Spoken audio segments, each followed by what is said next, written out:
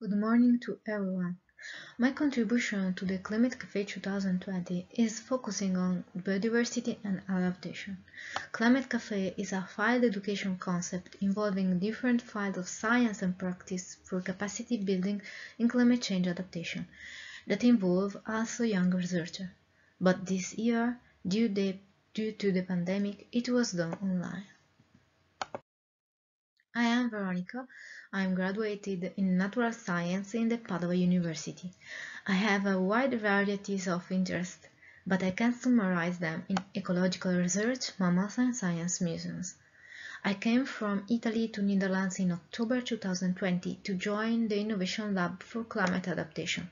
That requested me a lot of adaptation to this new situation.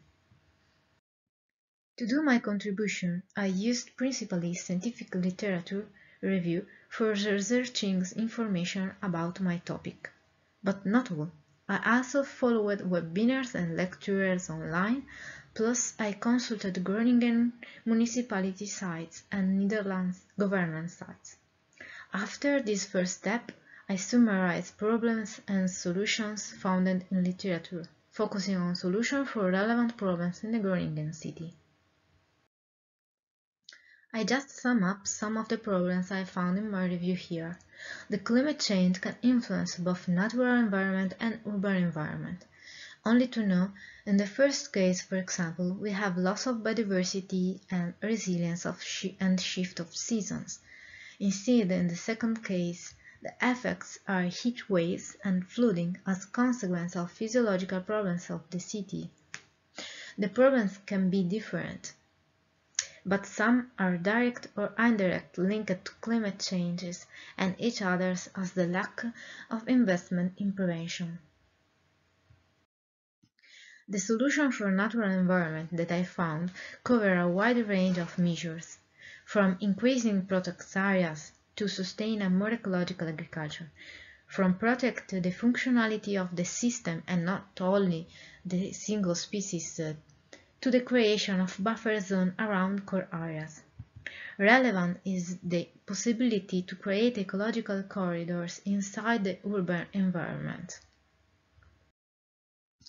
For urban environment, I'm focused on two problems present in Groningen city as heat waves and flooding. The most effective measure for adaptation in these situations is the construction of green infrastructure.